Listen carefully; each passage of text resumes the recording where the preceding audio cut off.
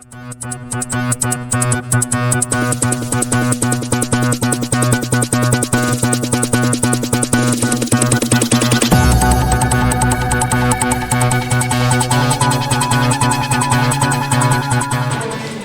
to see you back, John. Thank you. Glad to be back. Been missing. Jamestown City Council meeting August 15th, 2024 is now called to order. HK, if you lead us in prayer, please. I will. God, just thank you for this privilege to come tonight and serve the people of Jamestown and the people of our community. We pray that all that's said and done tonight would be in your will. We remember our brother Terry, and we miss him, and we just pray that you be with his family as we grieve his loss. And we thank you for this opportunity to fill his spot with a very competent and wonderful person to take his place on our board. Be with us the rest of this week and all that we do in Jesus' name. Amen.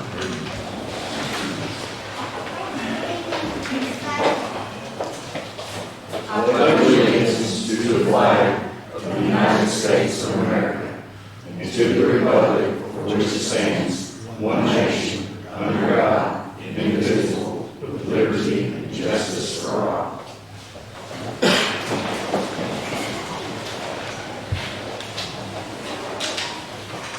Okay, if everyone's had time to look at the minutes from the last meeting, I need a motion to approve those minutes, please. Motion to approve. Second. All in favor? Aye. Any opposed? Of course, we are looking tonight at replacing Mr. Terry Robertson on our council. So do I have a motion from anyone for a person that you would like? I make a motion to appoint Gail Robinson. Why? Okay, I have a motion. Second by Mitchell. So Tony has made a motion for Miss Gail Robertson and Mitchell seconded. All in favor? Aye. And if there's any opposed? So if not opposed and Gail's good with taking this term, then we're going to go ahead, Gail, swear you in and you can become part of our meeting. Come up, Gail. This is a privilege.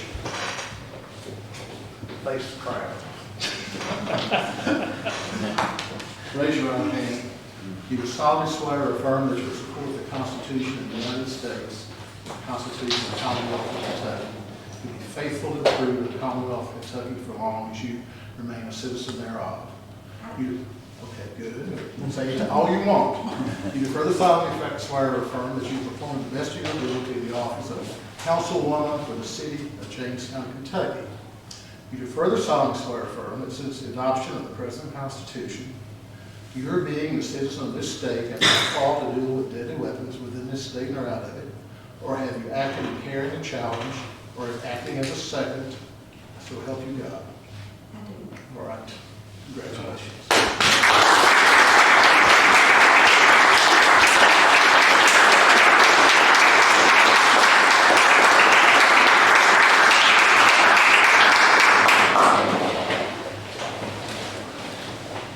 Gail, we're glad to have you. Thank you. Appreciate you stepping up and taking on this role.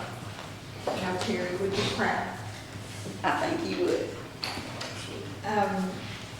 So the next thing on our ordinance is, of course, we've been looking at new policies and procedures for the last few months. And so before we can actually get into accepting a new policy and procedures, we have to repeal the one that we had. So, Tyler, do you have the ordinance to repeal our policies and procedures that is in order right now? So ordinance number 2024-003, repealing ordinance 2011-001, and any / or all revisions related to this ordinance. City of Jamestown personal policies. An ordinance repealing ordinance 2011-001, any and all revisions related to this ordinance. City of Jamestown personnel policies and adopting the City of Jamestown personnel policies as a municipal order. Whereas the City Council of the City of Jamestown, Kentucky, in compliance with the KRS 8381060 is determined that in order to save on publication costs, it's necessary to repeal ordinance number 2011-001, City of Jamestown personnel policies. Whereas the City of Jamestown personnel policies is an internal city administrative document, therefore can be adopted as a municipal order, therefore be it ordained by the City of Jamestown that pursuant to ordinance 8380613, the city has the authority to enact municipal order to use in the matter relating to the internal operations functions of the city. The City of Jamestown order to save the cost of publication each time the administrative policy must be amended, wishes to enact the City of Jamestown personnel policies as a municipal order. The City of Jamestown, Kentucky does hereby repeal ordinance 2011-001, the City of Jamestown personnel policies, and the City of Jamestown, Kentucky does hereby adopts the city personnel as a municipal order. The provisions of this ordinance are in any sentence, clause, or section of this ordinance, the application thereof is for any reason found unconstitutional or invalid, such unconstitutional or invalidity shall not affect or repeal any of the remaining provisions, sentences, clauses, or sections, parts of this ordinance. Although the ordinance, municipal orders, parts thereof, in conflict herewith, and the current City of Jamestown personnel policies are to the extent of such conflict hereby repealed. This ordinance becomes effective immediately upon passage of publication. I need a motion to repeal the policies and procedures that is in effect at this time. Motion made. Motion by William, I need a second. Second. All in favor? Aye. Any opposed? Okay, next we have Mr. Chris Johnson that is here with Kentucky League of the Cities. He's the one that has done all his hard work on the policies and You all did the hard procedures. work, I was just a script, so it was easy for me. Well, you put up with this for a long time. That's quite all right. So I guess at this point, before we take on and put our new policies and procedures, we need to by anything that you have or any questions or anything that the council wants to get into or question at this point before we do that, then we'll open that now. Yeah, I can just give a quick little overview on this, that there's, as the mayor said, there are several in-person meetings on this. KLC, that's a service we offer that we contracted with us on. We're also your insurance agent, carry your insurance line. So a lot of the policies in here are not just for the recruitment and retention of employees, but it's also to keep your liability costs down. So I know like vehicle policy and things like that. There are aspects of this by adopting it when there is a safety audit of the insurance. By adopting a lot of these policies, you're going to get check marks that will reduce your overall premiums. So it's a cost benefit for the city as much as it is for KLC in doing this. This is a living document. There's nothing about this document that is locked in amber. And the great benefit by doing this as a municipal order is that you can change it in one meeting. There's not a first and second reading. It's not going to require publication costs. And for the next 4 years, any substantive legislative changes, statutory changes, KLC is going to provide that language at no additional cost. An example of that we're currently reaching out to the cities that have adopted our policies, and all are going to be part of that as well, is a lot of cities are trying to figure out their approach to medicinal cannabis. It's going to be legal as of January 1. As far as your employees, are you going to accommodate it or are you going to ban it? Whatever y'all decide, I can provide that language to y'all. It's a simple adoption as part of y'all's policy. Again, a lot of this is it's great. I love doing it because it's your own policy. Short of y'all wanting to do something patently illegal, I mean this with all the love in my heart. I don't care what you do as long as it's legal. But we want to do this with an eye towards recruitment and retention because I'm sure you all know it's a very competitive job market. So there are aspects of that we've adopted. One thing that we've adopted in this is children in the workplace because post-COVID, that's kind of a fact of life. And we have a lot of cities where, your bus pickup person may not be there or, your babysitter may be sick. It's not a replacement for childcare, but we've seen in cities that didn't have a written policy, it's very easy to say yes, it's difficult to say no. So, if you allow it for somebody and then you say no to somebody else, well, why do you allow them to do it? Well, now we have a written policy that kind of spells that out. So, I kind of look at this very similar to your car owner's manual. You're not going to memorize your car owner's manual, but if a light comes on your dashboard, you better be able to pick it up and figure out what it says. So that's sort of the thinking behind the policy. We try to make it as user-friendly as possible. And if y'all have any specific questions, I'm happy to address those for you.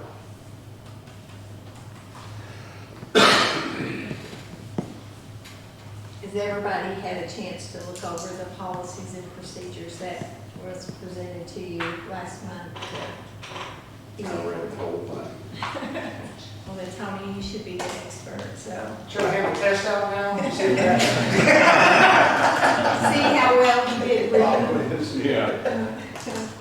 Yeah. Is there anybody have any questions? Is there anything that's in there that you're not agreeable on or anything you want to know? Like he said, if there is something in there that you decide next month you don't like, that can be changed, correct, Chris? With just add. Yes, the example I'll give is we have cities, as far as the drug-free workplace, that, you know, when they adopt the policy are very strongly about having a zero tolerance until somebody tests positive. That has worked in the city for many years, and the city's in question, well, do we really need to be zero tolerance? So, you know, that's something that comes up, but yeah, anything in the application of this that just doesn't work, give me a call. We can fix it very, very easily.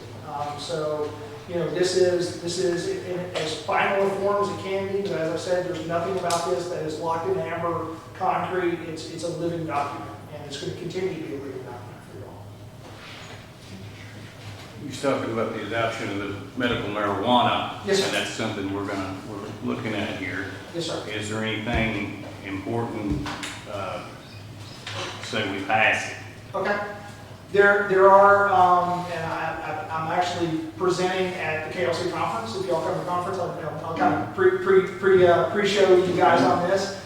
That by statute, the applicable statute is that the city as an employer has the ability to either accommodate or not accommodate. And if you decide to not accommodate, there's language in the statute that states that that is not a basis for an employee to file a discrimination act or anything like that. So the statute is written where if y'all decide not to accommodate, you're protected. If you do accommodate it, it's going to be like any other prescription drug. It's going to be very important because there's language in the statute that states if you have a medicinal marijuana card, medicinal cannabis card, the presence of THC alone in your system is not evidence of impairment. So one area that we really focused on in this policy is reasonable suspicion drug testing. So it's going to be very important. We're going to do trainings for your supervisors on the outward appearances of intoxication or being under the influence of drugs or alcohol. So it's going to be very important that your supervisors have documentation showing that level of impairment if you are testing, if somebody is, you know, abusing not just cannabis but any prescription drug, if you all decide to use that. One wrinkle that you need to be aware of has to do with police officers, in that there's a 2011 Department of Justice ATF letter that is of the opinion that users of cannabis, marijuana, even if it's medically prescribed, under the law should not be able to carry a gun or fire or ammunition. So that's a wrinkle that you're going to have to consult closely with your city attorney on that. Hasn't been enforced, but again, that is authority that is out there. Similarly, depending on some federal grants, I haven't seen language on this because there's an existing law that Congress adopted, that Congress and the federal government is not to interfere with medicinal cannabis, not recreational marijuana, but medicinal cannabis. But there could potentially be some issues with federal grant monies that your drug policy will have to address, but I do think that the existing drug policy that you all are adopting here tonight should cover that. But when you all discuss this, if you have additional questions about it when you are trying to decide that, I'm happy to come down and discuss it further with you all as far as we can. But essentially, under the statute, you all have full authority to either allow or disallow as far as your employees here in the city. But it could affect grant money in a negative way? Possibly. It's not definitive. We've been in consultation with a number of other states. It has not been an issue because there's it's Dodd, and I can't think of the other senator's name. It was a federal law that went into effect about 10 years ago that states the federal government is not to interfere with the implementation of medicinal cannabis. It's more on the industry side of it, but there's language in there that would suggest that that would suggest that it's not to interfere with grants, or there shouldn't be conditions on that. but it could potentially be there. That's just a little bit of a red flag that we just really have to make y'all aware of in consultation with a lot of folks. But that and the ATF letter are the two big issues to kind of figure out how you all handle it. But that would only be if they allow recreational. Yes. Has nothing to do with medicinal medical. cannabis. Yes, medicinal cannabis and the wrinkle with the ATF letter, again, it's a 2011 letter. I have not seen that it's ever been enforced because it is geared more towards the federal firearms licensure. I don't follow national news about Hunter Biden as far as that conviction. And it's being litigated, and frankly, we have very Second Amendment friendly Supreme Court and courts of appeals. Whether or not that law is going to stand up, but again, our role at KLC, I should bring my Swiss flag. We're Switzerland. It's entirely up to our cities. We're firm believers in local control and decisions are best made at the local level. And whether y'all decide good, bad, or indifferent, we have the language that I'm happy to share with y'all to keep y'all legally compliant on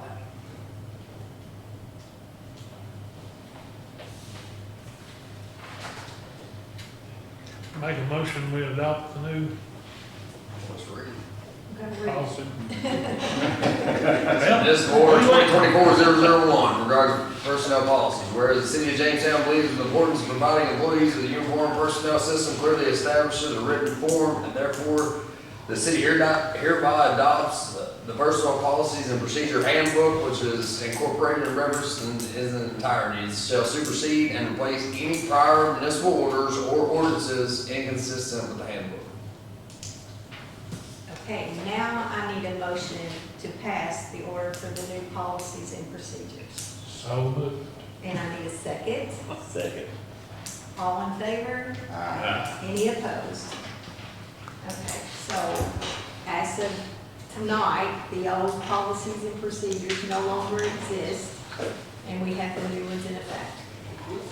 So, Chris, we appreciate all of the hard work that you've done on this and being here a couple times to walk us through everything and make sure everybody's aware of what's going on, and we just appreciate everything.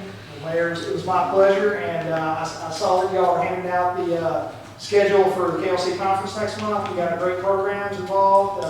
Got a kind of a March Madness tournament for Papa Shot, where the cities are going to be in brackets playing against each other. Yeah. Yeah. There you go. We like competition. Yeah, keynote speaker is going to be Coach Mangione with the baseball team and EKD's basketball coach. The musical entertainment is going to be Matthew Mitchell, the old Oh, you're yeah, his band. So it's going to be a very sports-friendly deal, and I'm trying to get the temporary auction license to where a lot of our vendors like to give away bottles of good liquor, to where we'll be legally compliant this year, because there were questions last year. So should be having a good time. I hope to see y'all there. So. I think we have some already registered, so, Awesome. yeah, looking forward to that. It Well- sounds like a good conference. Find me at the expo, first drinks on me, because it's a free bar, so. But look forward to seeing y'all there, and thank y'all so much, Mayor. It was a real pleasure working with y'all on this, and y'all know where to find me if you need me. All right, we appreciate it. I know you've got a long drive, so we're Not bad at all. probably ready. You're welcome to stay if you'd like. I've got a wife and a dog and a cat and another cat that I think you can see, so I'm gonna get on the road. All right, we'll have safe travels. Thank you, ma'am.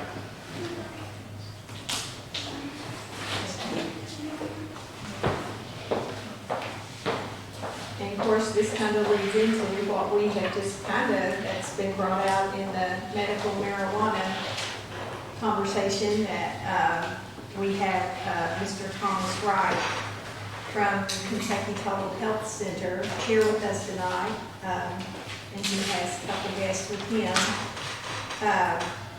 So he's going to talk to us about this medical marijuana ordinance that we've been working on. You know, we've had one reading and we're scheduled to look at another reading tonight, but he's actually the one in charge of what's bringing some of this stuff into the cities, and he's gonna talk to us a little bit about what it entails, and then he's gonna be open to what questions anyone has about the situation. So if you want to go ahead and Well, just want to say thank you for giving us the time to talk to you, first off and foremost. Like I said, we're, I'm with Kentucky Total Health Center. We're coming down, I personally am coming down from Michigan, where I've started this in several different municipalities, several different states, over the course of, a good 7-8 years at this point in time. So this is kind of what I do. We are currently working with Russell Springs, your neighbor.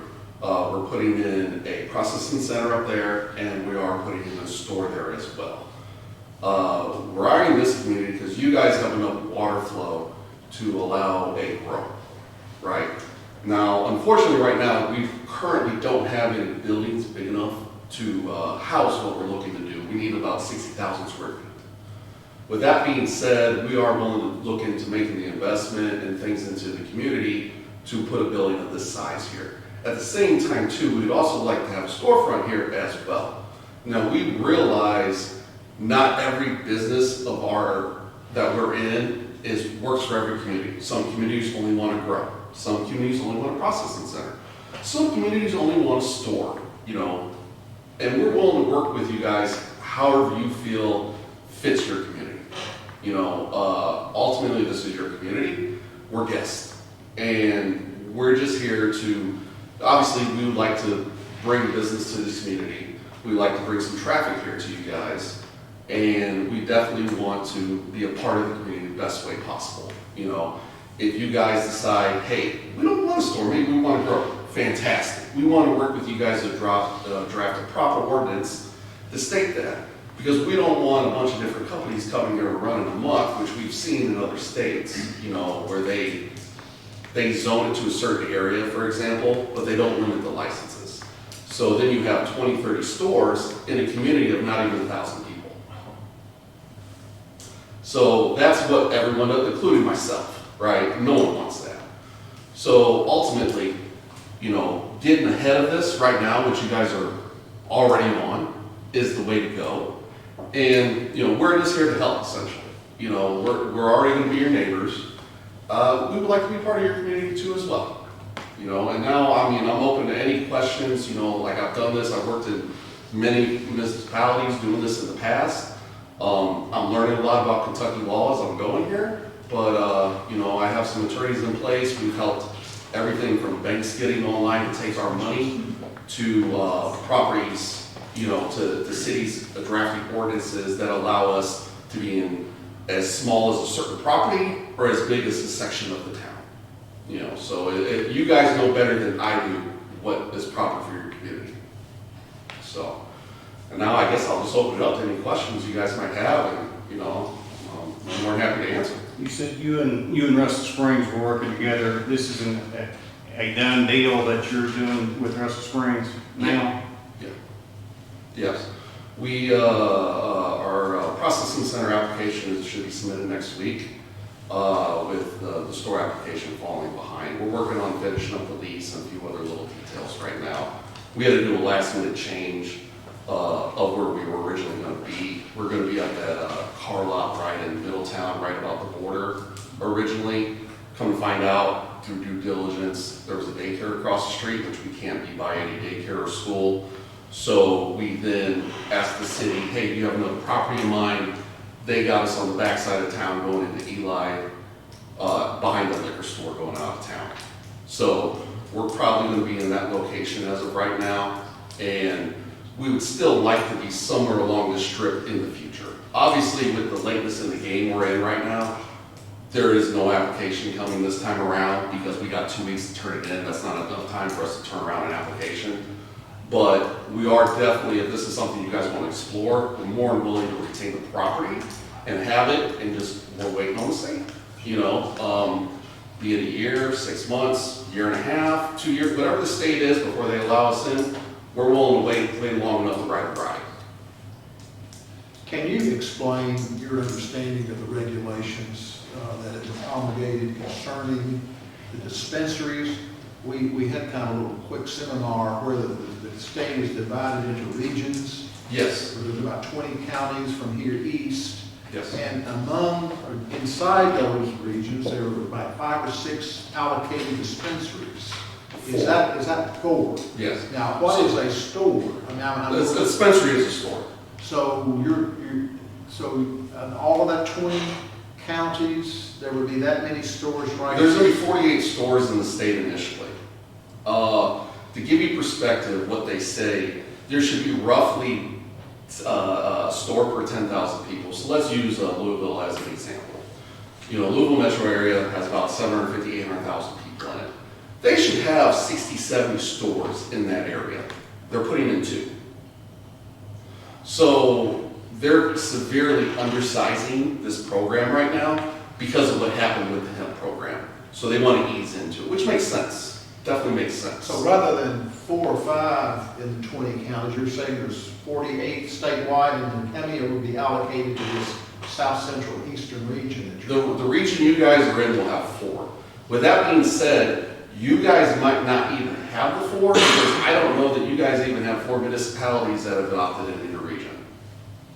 So more than likely, you guys are probably looking at 2 to 3. in Russell County or in The whole region. So Russell Springs already has one of those, you're saying? No, we're not guaranteed anything. We gotta go into the lotto drawing like everybody else. So what you're talking about then is determined by the lottery and the state acting upon 100%. upon that. Yes, 100%. All we can do is submit our application, pay our fees, show them that we're a quality company to be entered into the lotto, and then Now, cross our fingers. does your application require a business plan or Yeah. where you're going to put the stores and that type of thing? Yeah, they want to see That floor has plan. to be incorporated into your plan. Yes, absolutely. They're requiring everything from floor plans to business plans, financial plans, the whole 9 yards. We've done this in other states, so it's not a big, or at least I have done this in other states, so it's not a big deal for me to implement this down here. My group is going to be one of the rare groups you're going to see down here. We're made up of primarily Kentucky people other than myself. But if Russell Springs had one, which is there, Yes, 30 seconds up the road, yes. there would be it would not be very likely that you would have 2 stores within a rock's throw apart, would it? Or you're Yeah, just no, going that's, to roll the dice and try? yes, that's essentially what it is. So we have no definite answer what they're going to do on the second round. As of right now, they don't even know what the second round And is. is that also correct for the processing plants and things of that nature? They're putting in 10 of those statewide. Now, what about the grow houses? They are putting in 50,000 square feet. I don't know how that breaks down exactly, but I do know they're not allowing the big grows initially, because the big grow is 50,000 square feet by itself. So they're probably allowing like one 20,000 square foot grow and a few smaller ones. Can you grow all you want? It's a square footage canopy that they limited on. So some states do plant count, like where I come from in Michigan, we do plant counts, right? So like our license in Michigan allowed us to grow, 2,000 recreational plants and 1,000 medical plants. So how many grow houses are allowed in this 20 counties? It's not a county thing when it comes to the grows. Okay. It's a statewide thing at that point in time. All right. The stores, the dispensaries are the only thing that is per region, if that makes sense. Yes. The labs are in the same thing because they're allowing 10 statewide. We're essentially in a statewide drawing for that. So is this a greenhouse grow process that you're talking about? We would be open to looking at either indoor or hypothetically a high-end greenhouse, depending on a lot. I mean, there's a lot of outside things. We got to go to some people, like some hedge fund people for financing and things of that nature. We typically can't go to banks for financing something like this because, what we are, right? So we have to be a little creative where we get our financing, and I do have people to talk to about that type of stuff. It would definitely be a process to get it, but, we got a while. We're not going to make it in this 2-week time period before our applications are a deadline. I'm in here today for the future. That's why I'm here. So what does the city have to do in order to permit you to do whatever you want to do? As far as I know, we're going to have to, since you guys don't have zoning like a traditional city where it's like, we can zone grows to industrial section 2 or whatever, right? You guys, if I'm not mistaken, I did a consult with an attorney, and he could probably help us. I didn't catch the gentleman's name, but he could probably help with the process with getting it zoned to a specific property, right? So since you guys don't have zoning, hypothetically, I don't know enough about Kentucky law to say one way or the other. They could, unless you zone like a building, they might hypothetically be able to just come in and set up everywhere they want. That is correct. So, okay, so I was right about that. So, But don't hold me to it. yeah, I'm in the same boat with you. I thought that was the case, but I don't know enough about Kentucky law by any way, shape, or form to say, right? The only way it could be limited would be like there were restrictions on the property that you were buying. Yes. No commercial activity, no this, no that, no agriculture. Are you commercial or agricultural?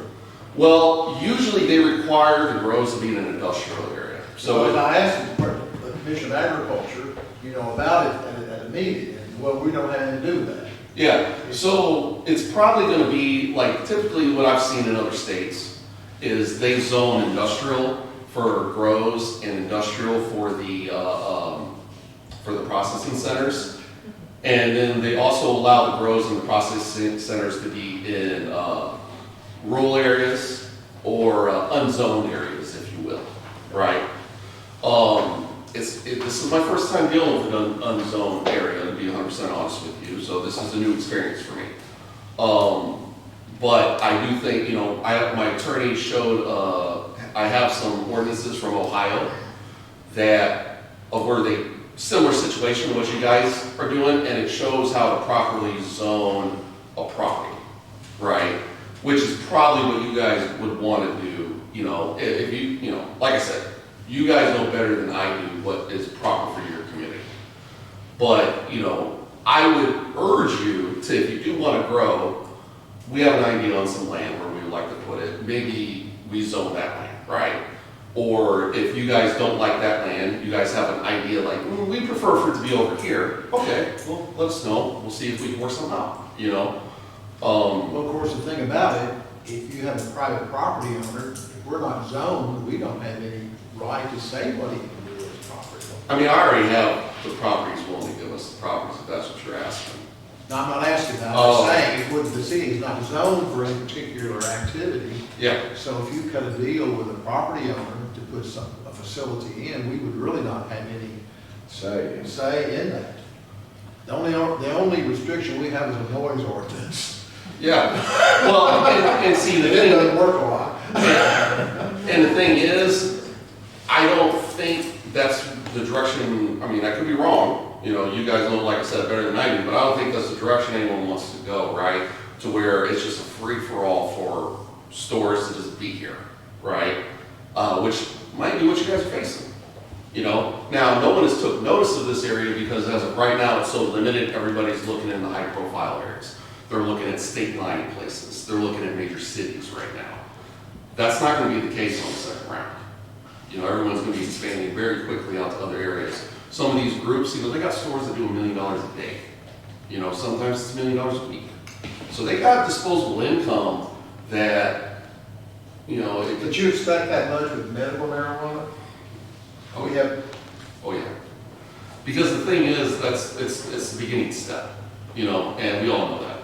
So, everyone's willing to put up the money, it's a gamble, but it's an educated gamble we've done in other states, and it's an educated gamble that has paid off. So, it's like I said, it's entirely up to you guys. If you guys don't want a store, we're willing to help you guys draft whatever ordinance you guys want so there's not a store here. And there's just a grow, If you guys don't want to grow here and you want a store, we're willing to help you do that. If you guys just decide last minute, you know what, maybe we don't want to do this, we want to see how it works at the neighbors. We want to help you do that. We want to be as helpful to you guys as we can. What kind of, is there a tax that the city has on it, or a fee or something? As of right As a now, result of the sales of these things? as of right now, I don't believe the state is sharing any of the state tax with you guys. Now, I don't know that, but I don't believe that is the case. I do know we've talked to our attorney about it and said, hey, this is probably something that should happen, but they're still, they're kind of building the plane as they're flying right now. They're making the rules up as they go. So I'm not saying that won't come, but I don't know that's in place yet. Now, you guys will be able to probably charge us some sort of licensing fee or, you know, some sort of fee to be here, however much, it is, and, you know, I don't know if the state is setting the cap, like in Michigan, they set a cap on it. It was $6,000 licensing fee that you guys could charge us for processing whatever, right? They might allow you guys to charge more here, they might say you guys got to charge less, they might even have a cap on it, I don't know. But that is one way you guys will see that. And then, you know, with the deployment that you guys see, you know, it'll be very minimal in the beginning with the store. The grow will obviously have a lot more people because we got a lot of space to manage and things of that nature. If ever things went right, that would increase all the employment by like 30 times. Like, it's crazy the amount of difference between the two systems. But we're here for whatever you guys want us to be here for. So I got a question. Yeah, sure, shoot. If we went with the grow, Yes, sir. wouldn't want to put a processor there on the same grounds with the grower? They're not allowing that in this state. That's a state thing. They're requiring us to be on different locations. Which, for what it's worth, we're gonna be 2 minutes down the road. So, you know, we're getting, you know, Woody's, boat restoration, we're getting their old building in Russell Springs. So, and ironically, we wanna put it in the grass next to Woody's over here. So, everything comes full circle. But the deal with Earth Springs is pending on the luck of the draw there. Absolutely. But with that being said, we're gonna retain our property no matter what, and we'll go in on the second round if we don't get it on the first round. We're willing to wait in line as long as it takes to right, if that makes sense. You How know, many companies are going to be buying for these? Lots.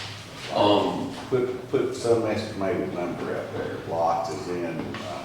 It's kind of hard for me to pin that down, but I can say this. I know of about 15 companies coming from Michigan, personally, that I already do business with in Michigan. And these are not small companies. I'm involved with another company myself. So I'm involved with this company here, and then I'm just a spoke in the wheel over at another one, right? The other one, we're spending upwards of $100,000 per city on applications. So definitely a different ballgame, you know. Here, we're definitely a smaller company. We're a state-funded company, you know. Everyone from this is a Kentucky-born person, or at least lives here now, you know. One of the owners, he brought the Jimmy John's originally to the city of Louisville. He was originally the Jimmy John's owner. His wife happens to be a newscaster, a meteorologist on, I think, CBS, if I'm not mistaken. You know, Mandy over here, one of my partners, she handles pretty much everything from the Louisville Bats, non-baseball related. So if you want to book the stadium for a concert or whatever, that's your girl. As well, she handles things for Second Stride as well, the program for the Kentucky Derby racetrack people who, you know, for the horses when they retire, give them a second life to go home, you know. So, I mean, we're definitely want to be a part of this community. You know, we're already locals. I've already moved down to the area myself. You know, we're going to be here. Just whether we're specifically here or we're just up the road is kind of remains to be seen. How many other cities and counties in the state have already approved or adopted ordinances to allow this? You know, I don't have a good number on that, but I can tell you right now, I know most of the major places have. You know, Oak Grove, Franklin. Franklin is the one area that's leaving it up to the vote. They are leaving it up to the vote here in November. City council didn't want to have their hands in it, so they decided to leave it up to the citizens. Outside of them, I think they're the only ones doing that as of right now. But I'm pretty sure, as far as I know, like Henderson, Paducah, you know, Louisville, obviously a lot of the major little towns around Louisville and the metro area, Lexington, you know, a lot of the major areas have already opted in. So, What's the likelihood we would get a grow facility? I mean, very good, because you know, as long as How many places, what I'm saying, how many places the state can supply the water that we can supply? not a lot, from what my understanding, not a lot. So you guys have a very good chance of that. It's just going to be finding the group that's willing to spend the money on the building. because there's just not a building of that size available right now, you know? There's a couple of buildings that might work, but they're occupied and, you know, they're obviously businesses that have been here for 20, 30 years, they're not going anywhere. So outside of building a brand new facility, whether it's an indoor facility or whether it's a greenhouse, that's probably the situation you're looking at, no matter if it's us or whoever, right? And just full transparency, unless somebody really wants to be in the area, it's gonna be a lot easier to go to a city like Louisville, or Lexington, where they're gonna allow unlimited grows eventually, because that will happen. And they're gonna allow, everyone who wants to grow and be in that city, they're gonna let you, because there's just more jobs, they're going to an industrial park, so they don't care. And it's easier for us to go and get a building that's already built and retrofitted than it is to build a brand new one. However, a brand new one is definitely more ideal if you talk to the grower, because then we can build a facility for the grow rather than just making it work. So how many square feet are we looking at here on building wise? We would say you win the lottery and Jamestown gets drawn for a grow facility. Well, to be full transparent, we don't have enough time to get this in for this round of lottery. I understand. Okay, so I don't know that the second round's gonna be a lotto. And this is why I say that.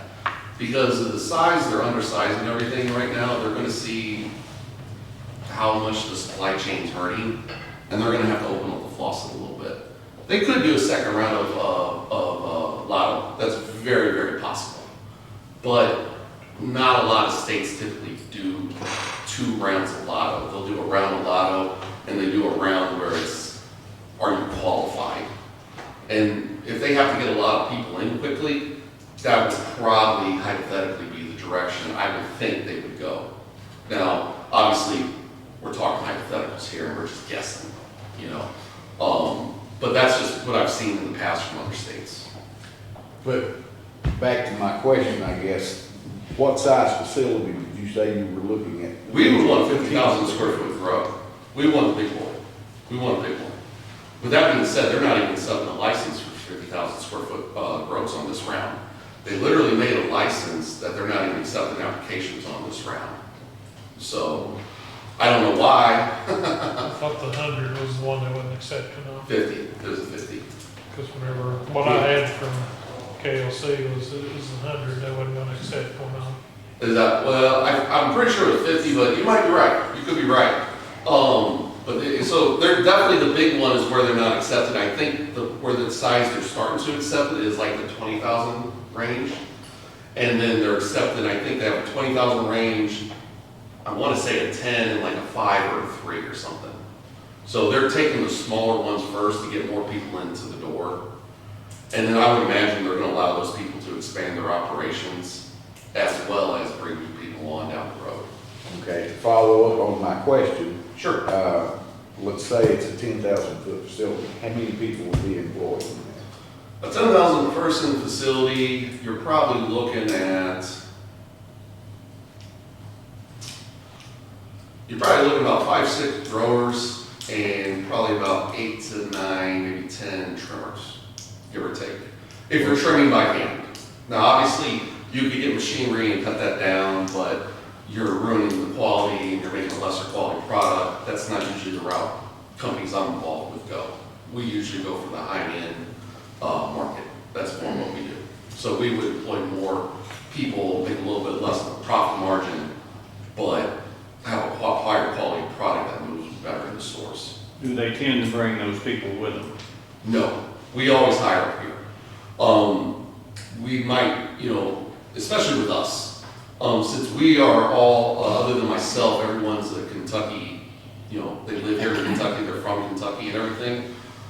We're going to be pretty much a whole Kentucky company. We're going to be one of the few. I can almost guarantee it. Because of the way the state set up the system, they didn't set it up for the small guys. They definitely set it up for the big guys to be in. What would be the difference in what you would process if you put in a greenhouse compared to a building? Nothing. So you could put as much. It would just cost, from a business standpoint, we'd be able to produce pounds about $300 to $400 cheaper per pound. So it would allow us to get the material and give it to ourselves cheaper down the road. When they allow us to be fully vertically integrated, it would allow us to, pass it on at a cheaper price because it costs less for us to produce. You know, obviously in the greenhouse, we're using the sun as much as possible. We're only turning on the lights when it's overcast or, you know, maybe the days are too short. We need a couple hours of light in the morning, a couple hours of light at night. It cuts down on the electric bill by a lot. You know, for example, you know, we had a 20,000 square foot grow in Michigan, and we would pay, in the summer months, our electric bill was about $28,000. In the winter months, it would get down to about $18,000. So we would have about a $10,000 swing from summer to winter due to the conditions inside the factory itself. So Would there be physical security there, or would it be electronic, like surveillance? it really, I'm pretty sure you guys can kind of dictate what you want on that. From a experience standpoint, the grow would need security, and I don't feel the store would need it. We would have the normal alarms, cameras, you know, the stuff that's required from state. But to have someone patrolling there, I don't think is necessary, especially with as fast as your guys' response times are. Your guys' response times are extremely fast. And with it being that quick, you know, these plants are not, they're not easy to take at all. You know, me, myself, you know, I'm 6 foot tall, 280 pounds, 285 pound guy, big guy. I can only carry 5 or 6 or 7 or 8 of these things at a time, you know. So how much can I really get out the break in with the alarm going, right? As soon as you start jimmying, alarms are going off, you're getting notified from the police are on the way, right? So now you've got about 70 seconds to get in that building, get inside another lock facility, You may be underestimating how much marijuana has been carried around in this town. Oh, no, I agree with you there. I hate for personal sharing. And, you know, you got a good point, but in order for people to get inside of, you know, so you guys probably got, what about a 2-minute response time, I'm thinking, give or take. So for somebody to break inside, like, first off, you gotta break in through our outside steel doors, right? Then you get inside there. Then you got another round of steel doors you gotta get in through out the break room. Then you gotta get inside the actual grow rooms, which are locked themselves. And then you gotta get out. You gotta do all that before the response time happens. So, I'm not saying it's not possible, but it's not likely. I'm gonna hush. We put these things in Detroit, and your average Detroit burglar is going to be a lot more sophisticated than your average Russell Springs burglar. Just being honest with you, they'll come through the ceiling in Detroit. So we can prevent that. We can prevent here. What would the average pay scale be? Usually it starts off at about $15, $16 an hour for the lower paying jobs, and then management jobs get up where anywhere from 50 to 70, 80,000. It could be $100,000 if you're up there running the facility. So they're definitely not super low paying jobs. Now with that being said, blood tenders, they're getting a $16 an hour job, and then the way the new market is, which is crazy, they get tips, right? Now I don't know how many tips they get because that depends on the traffic. But I've seen facilities where they do a tip sharing thing where they share on the credit card reader, right? So the employees will end up getting another $2, $3, $4 an hour on top of their pay from the tips, and then they just get to put whatever cash they get into at the end of the night as well. So the bartending job seems to be out fairly lucrative if you're in a good store. Now, obviously, the slower the store, the less tips, you know, that's the nature of the beast. Grows, you know, the trimmers are usually the lowest paid there. Packagers, you know, they're all kind of that same processing part of it. But, you know, once you get into the growing part of it, it's $18, $20, $22 an hour, depending on the skill set. So it's not bad, you know, decent paying jobs. How much water do you use on let's say, a 10,000? Okay, well, you really got to figure out more of like a plant thing, right? So let's just say in a 10,000 plant thing, we got 3,000 plants, right? Those 3,000 plants are going to be in various stages of growth, right? So the max we're going to be using is going to be 2 to 3 gallons of water a day, maybe 4 gallons of water per day. Now that plant is going to perspire humidity, if you will, about 80% of that water. So that water will be making its way back through the dehumidifiers into the system to be recycled as normal water from draining your shower or whatever it is, right? Other than that, the plants keep the other 20% in their systems at all times, you know. So if you're looking at 3,000 plants, you know, for us to go through 5,000-6,000 gallons is pretty easy. Well, Yeah, I mean, more sometimes, you know. So, yeah. We usually, what we do is we keep big water storage tanks in there with air movers, so it constantly moves the water in there, so it never gets stale. That way we always have it on hand, and then we pump it as needed. So, So 5,000 to 6,000 gallons a month on what size facility, a 3,000 plant? that's probably about a 10,000 facility, give or take. 3,000 plants? Yeah, give about, you know, that's what I've seen, right? Now, obviously, you know, bigger the facility, more water we use. You guys have an abundance of water. I mean, that only takes us 2 minutes. Yes. In 2 minutes, we could do it all month. Yeah, you guys have so much water here, it's not even, you know, that's why, you know, because there's a lot of communities, even though they might like to have a grow, they can't support it. You know, they just don't have the system in place to be able to support the amount of water we need. It would cost obviously a lot of money to get those kind of wells and things like that built pump. We need several wells on the property, and then what kind of strain are we putting into the you know, the system below? You know what I mean? So it's something we have to think about more than the average business. You know, we want to be respectful neighbors. You know. When's your next time that you can present an application? Like if we, We don't know yet. I think, just me guessing from what I've seen, I think it'll be about a year. Because we're gonna, you know, first of the year, we're gonna have people, you know, they're gonna start the construction, they're gonna be getting their things going. So we're probably looking at somebody finally having the plants in the ground, hopefully, you know, February, March, maybe, something like that, right? So then we gotta grow the plants, they have to be tested, processed before they can reach the store shelves. When they reach the store shelves, it's gonna be who's willing to pay the most money to get it, because there's not a very high, you know, supply and demand, right?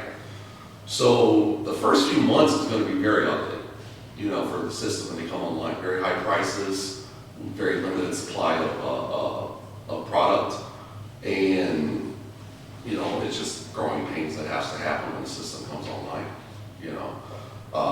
With that being said, once they see what's going on, I think they're gonna have to open it up fairly quickly. You know, I could be wrong, 100%, you know, I'm just guessing, you know, I'm just doing an educated guess, if you will. But, you know, I would say by this time next year, they're gonna know they need to open it up, because they're gonna see how it is. So have there been any grow facility license issued? Not as of yet. I mean, There won't be even in this initial round. no, there will be. I mean, they have to, but otherwise we're gonna have a product. So they're Susan won't be. no, they have to. I mean, otherwise you don't have marijuana to sell. Yeah. You know, so they're allowing 50,000 square feet first round. Now, I am not, because we're not really going for the grow license on this round, so I haven't been paying attention to that as much. I don't know if they're like making that 50,000 feet like they're allowing 120,000 square foot grow. So it showed it had 3 tiers. Yeah, I don't know the levels that they're requiring it to be, right? So it's gonna be some sort of breakdown in that, but I don't know what, you It know. shows there's 3 tiers and there's 10 tier 1s and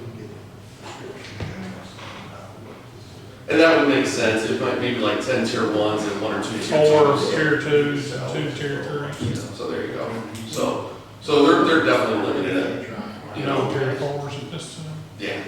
So however much that totals up to, I think that totals up to about 50,000 square feet, because that's what the attorneys have been telling me, so that's probably what that totals up to, so. Okay, you're talking about the stores. Yes, sir. And, you know, my understanding it was gonna be prescription Yes, sir. marijuana In the beginning, it will be, absolutely. in the beginning. Yes. We are gonna be allowed in the beginning to not just sell to people in Kentucky that have prescriptions, we're gonna be allowed to sell to out-of-staters that have prescriptions. You guys have an unusual high population of snowbirds, as we all know, right? A lot of these snowbirds are coming from states where this is legal, where they already have medical cards, whether it's Florida, whether it's, Illinois, Ohio, wherever the place may be, that they have medical cannabis. So these people that have these cards will actually be able to come in our establishment and purchase just the same as any Kentucky resident with their card as well. We still have to verify the card and things of that nature, but they will be able to shop with us too, from my So understanding. doctors are pretty freely writing prescriptions in other places. They're pretty loose with it here, I think. Now, I haven't, I don't know, because I haven't talked to an actual doctor writing prescriptions down here yet. But from what I've seen, now a lot of them are waiting to write more prescriptions until this lotto happened for the ones we have contacted, just to kind of get an idea of what's going on. But, it's going to take a little while for, to build up the customer bases. So you're saying it doesn't matter where the doctor is, a Michigan doctor can prescribe, and that person. If they're in Michigan and they have a Michigan card, It works here. it will work here, yes. Now, you won't be able to get a Michigan doctor to prescribe you and get a Kentucky card, No. right? It has to be a Kentucky doctor to do that. But, say, I just came down from Michigan, I got a Michigan card, I would be able to go in a place and get medicine, whatever, right?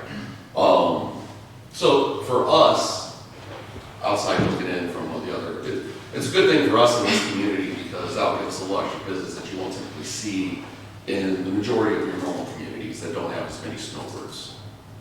You anticipate eventually being just a store without prescription eventually? I mean, that's the direction every state goes.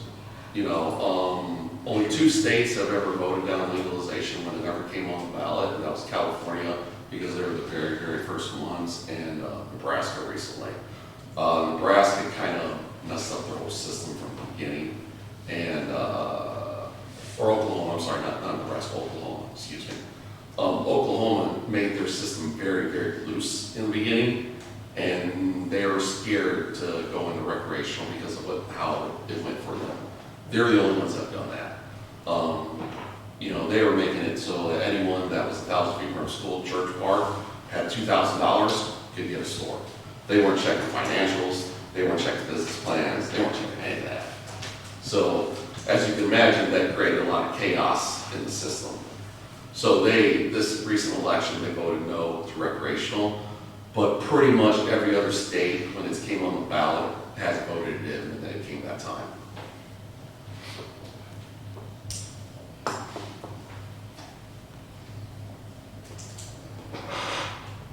And honestly, guys, this isn't like you guys got time to mull this over, because we got probably a year, right? Like, it's just too close to the deadline to get any sort of applications done at this point in time, right? So we got time for you guys to figure out what direction you feel is the best for the community to go, We're gonna be here. We wanna be involved with you guys any way we can. However you guys see fit. If you guys feel like the grow is the way to go and you guys aren't interested in store, fantastic. We want to help you guys with that. If you guys decide, hey, we don't even want to start, we don't even want to grow, cool. We're willing to help you guys there too. If for some reason you guys do a 180 and you're like, you know what? This just isn't the place for us, right? We just don't think this is the time or the place for this community. Fantastic. We want to help you guys come to that conclusion and draw that ordinance as well. We just want to be as good neighbors as possible.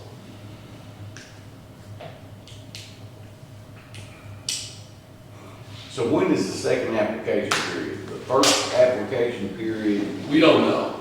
We won't know. The state has been kind of build the plane as they fly, right? So all we know is this first round, and they haven't even given us a timeline. So I'm going to be full transparent here. We hypothetically could retain a property for whatever and retain the property for 2-3 years until they decide to let more applications in. I don't feel like that's the case. I don't think that's what will happen, obviously, because we're willing to spend the money. But that is a possibility for us, you know, and we're aware of that, and we realize it's a calculated risk. Okay, how much time do we have left to make a decision on this for first application period? What deadline? I mean, you guys got You two, said we're too you guys, late. yeah, you guys, 2 weeks. 2 weeks. 2 weeks till the end. But So- when you make the application, do you have to state where you're going Yeah. on the application? Absolutely.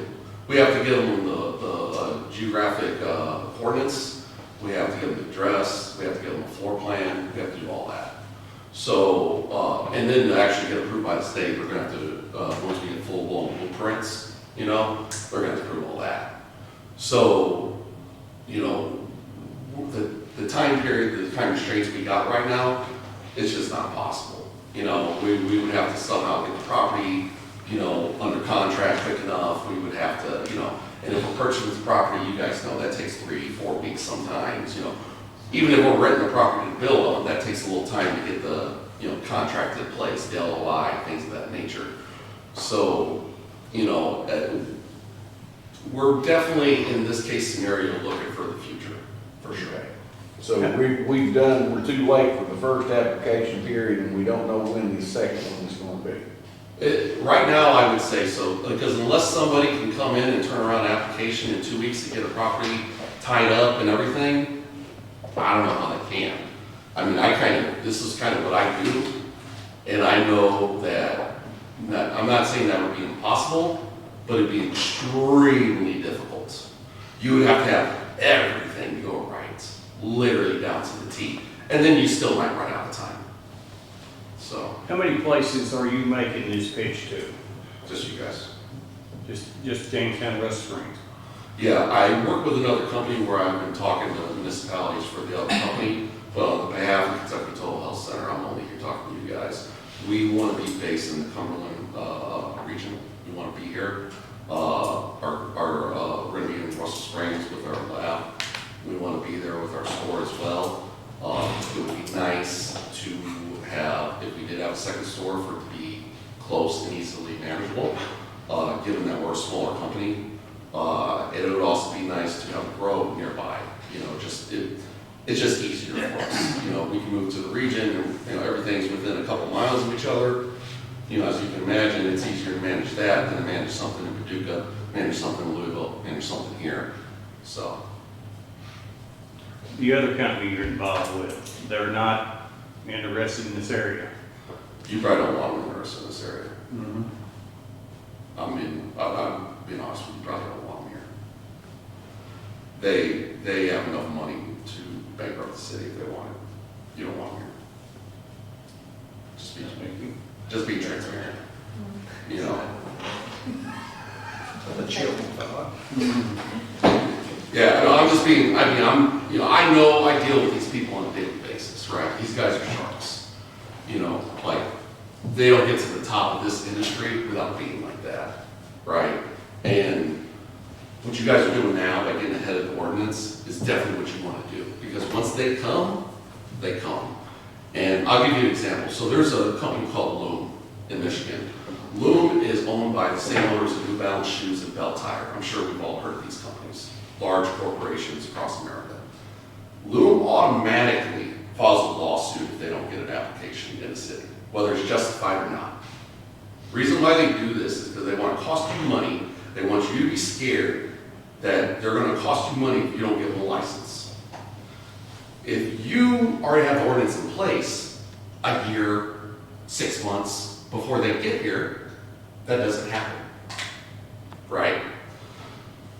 But I mean, I can tell you several municipalities they did this to in Michigan, you know. And it doesn't, and honestly, they're not even a very well-ran company, if I'm being 100% honest with you. There's a lot of companies coming out of Michigan that are a lot more well-ran than Loom.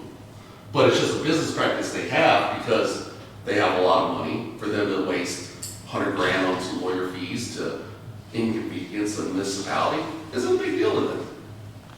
And that's what they do. That's like literally a practice a lot of these big companies will do. You know, not all companies are like this, right? But some are, you know, and it's something I wouldn't be honest. I wouldn't be an honest person if I didn't tell you guys. So, you know. How does this passing this ordinance keep them from coming here later? Because what will happen is, say you decide, hey, you know, we like this guy, maybe this is the business, the company we want in our community, right? You guys zone a specific property, we already have the property retained, they come knocking on your door, well, we've already decided to zone it to this specific property, somebody already has that property, but you're more than welcome to talk to them and see if they're willing to sell or something like that. And then they have to come, you know, then it's a business deal at that point in time, you know, and we're not interested in selling. But there again, if they want to file an application, what would keep them from suing the order? Well, because it would make sense for them to do, well, one, they can't, I mean, okay, you can file a lawsuit for anything in this country, right? Like, we all know that, right? Whether it's justified or not is another story. If the ordinance is already in place, that's different than you guys are coming up with it while you're here. And I'm sure attorneys will back me on what I'm saying with that, right? A law that's already in place before somebody comes to town versus a law they could use as an excuse to say, you're putting this in the community to prevent me from being here. That's a lawsuit, right? If it's already here, you didn't put that in place for them not to be here because they were never here when you put it in place. Does that make sense? That's kind of, and I could be wrong. You definitely want to confer with an attorney on this because I'm not a lawyer.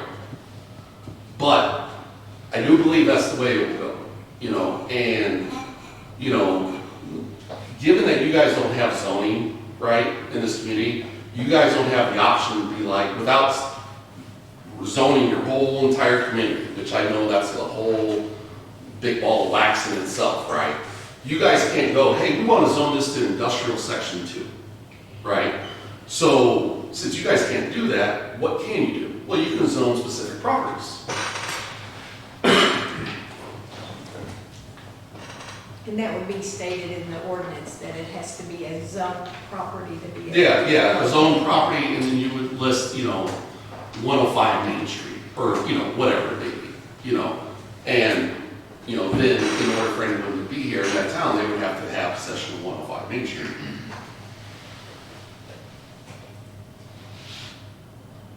But what tells me on that is if we draft our ordinance only to the lands you all are looking at. I mean, you're betting your horse on us. Yeah. You are, 100%. So it's just what you guys want to ask yourselves, and I'm not, again, you know, you guys know your community better than me. Do you want local Kentucky people down here running this, or do you want people from Michigan, New York, California, Colorado running this in your area? That's the decision you guys gotta make. Do you want the money going to another state after it's whatever, or do you want to stay in the community?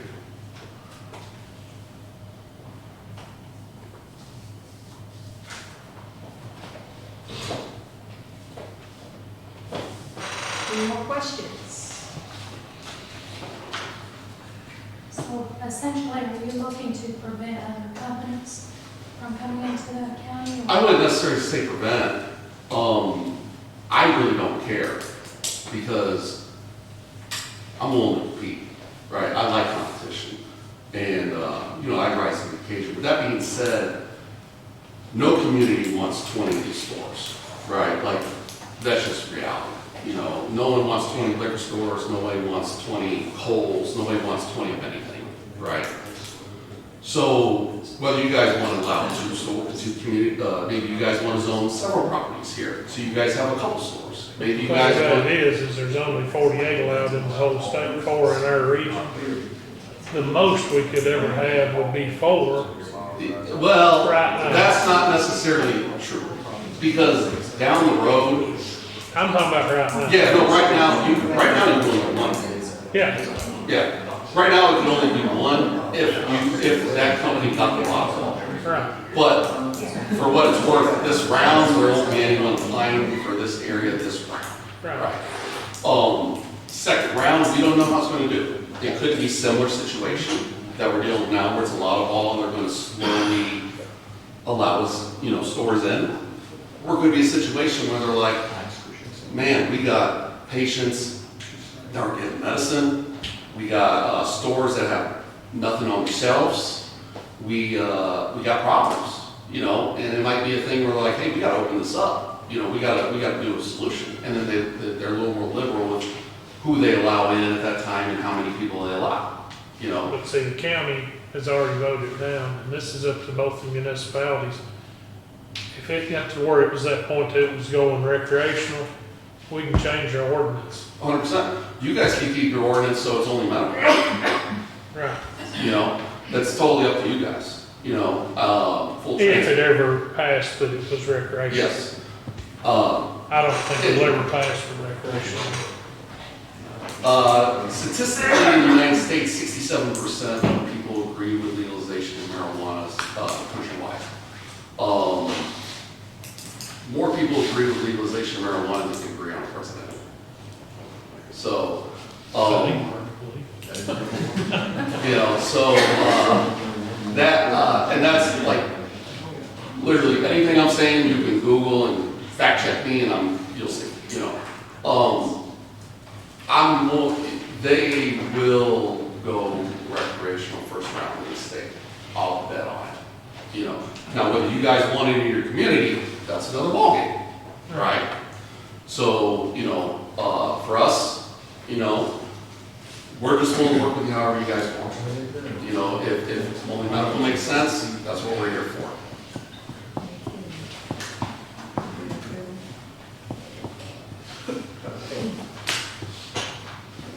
Any other questions? And I guess if there's not any more questions, the only thing I have at this point to say is, if we read this ordinance tonight and make a motion, the ordinance we have says all cannabis businesses are hereby authorized to operate in the city of Jamestown. Yep, 100%. So, you know, Is what that they- not saying though that anybody could come here, right? yeah, and that's what it does say. Now, Russell Springs, they passed that originally, similar to what you guys are doing. They're gonna look into passing more restrictive after, you know. So, you know, you guys do have a little more time, you know, so if you guys said, hey, let's table this, let's figure it out, you guys got time. Okay. If you guys say, hey, let's just go and get this in place right now, so it's in place, and we'll make it more restrictive later, definitely can do that, you know? It's really whatever you guys want, you know, I'm here today because I just want to give you guys the information you guys want to know, you know? I'm not, you know, if you guys opt out, I'm good. I'm gonna be in Russell Springs, no big deal, right? If you guys opt in, I want to work with you. Did you say you need to know within 2 weeks? Is that what you? No, Oh, okay, no. I'm sorry. I don't need to know any specific time. Okay. Because, you know, if you guys want to take 2 months, if you guys want to sit back and wait and see how it handles up there at Russell Springs, cool. You know, you guys want to come through and see the property and see how we set up and things, come on through for a tour. You know, we just want to, we want to be in communities that want us here. Where is the processing place there going to be? Where the Woody's was? Yes, where it used to be that old furniture store, I believe. Yes, that's where we're going to be putting And it. then the store will be over where you say, we call it the junction, the old junction, which is behind the liquor store. Yes, sir. It used to be some sort of party hall rental or Right. something. Yeah, I got builder supply years ago. Yes. yeah. So that's where we're going. Originally, we were trying to get that car lot, and then but there's a daycare across the street. In Russell Springs, they have gotten their applications, or they've gotten their ordinance passed. They've already passed their ordinance. They haven't passed a more restrictive one. They've passed what you guys are looking at right now. Right, but they've got theirs done in time that you can, your They got- your application would be in the log, make the log. Yes, For the first yes, round. yes. Our application is basically done for the lab. That should be turned, processing center, excuse me. That will be turned in probably by Monday, Tuesday next week. And then we're hoping to have, the store application turned around and ready by, midweek following week, which will kind of be almost last minute. So. And we're too late to worry about the first round, so. I mean, we've got time to. You guys definitely got time to think, because like, if you didn't already have somebody here like ahead of me, they would already have to have the property retained, they'd already have to get their blueprints drawn, like, there's a lot of stuff they got to be getting going. And I'm not saying it's not possible to turn that around in 2 weeks, it's just not very likely. Now, there are companies that could come in and turn around that quick as long as they can get the property quick enough because they have that kind of staff and whatever, but that's when you're getting into the companies that have, you know, more money than God.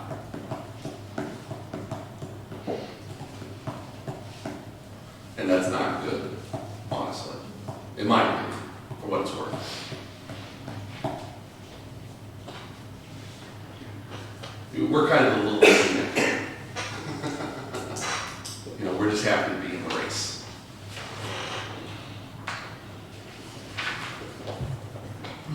We're going to try to dance a little better than the Australian lady did, though. We'll try to make it a little, make you guys a little more proud of that. She's getting a lot of attention anyway. Oh, man. I've seen my dog dance like that before. Just saying.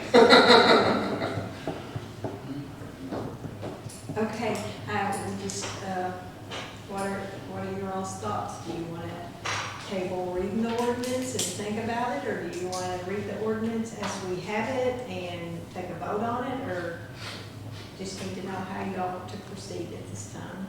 We've had the first reading. We've had the first reading, yes. Well, at this point, since we're too late for to basically be in the first round lottery, I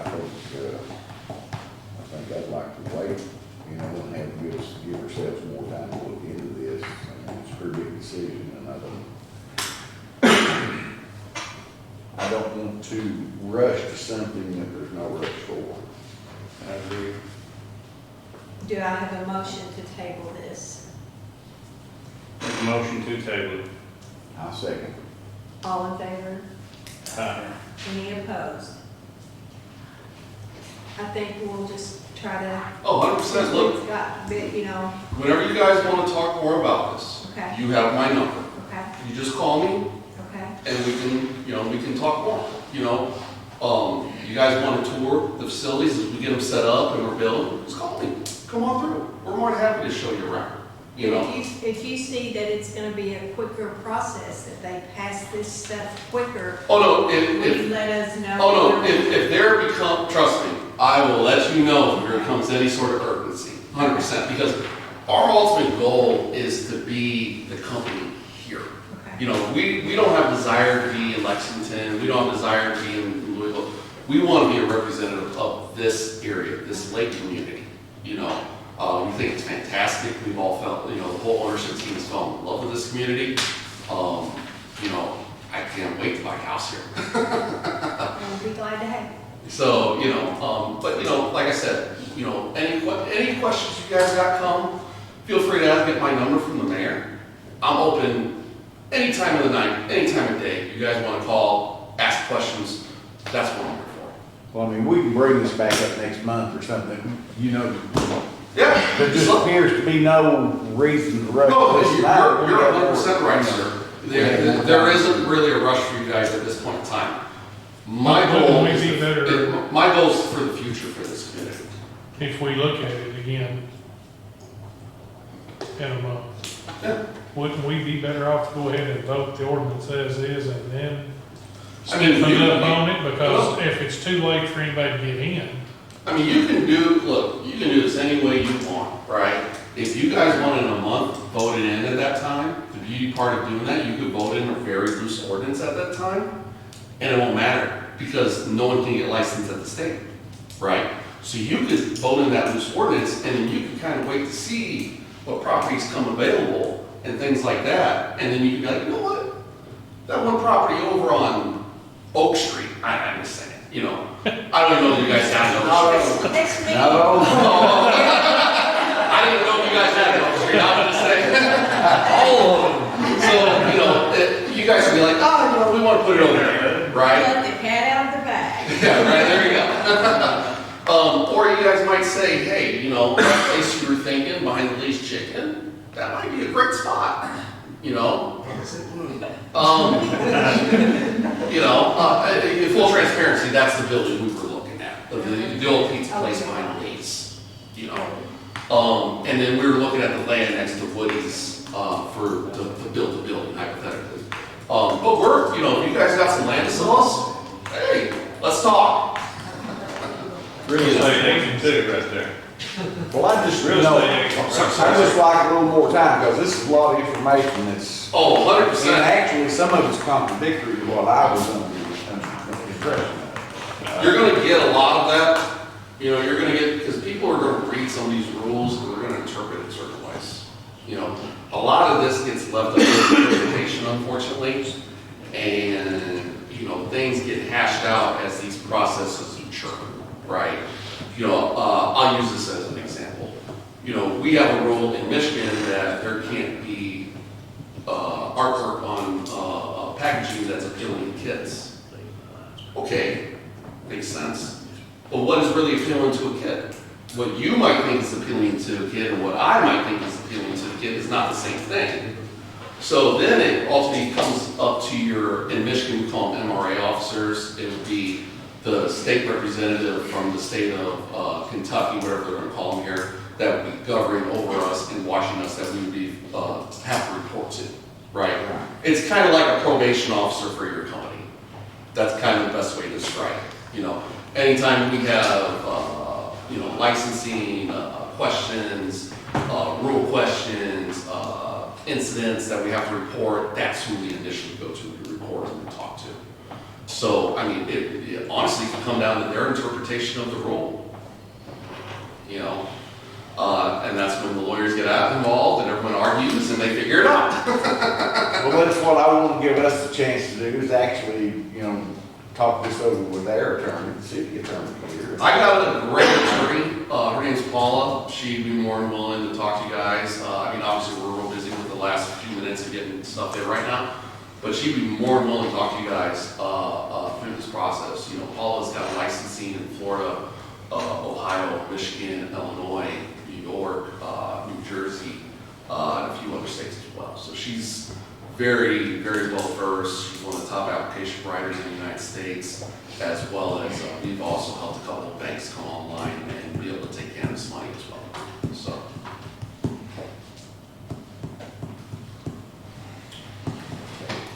Okay, I guess if nobody has any more questions, we'll move on and we'll just stay in contact. Fantastic. If you will, let us know.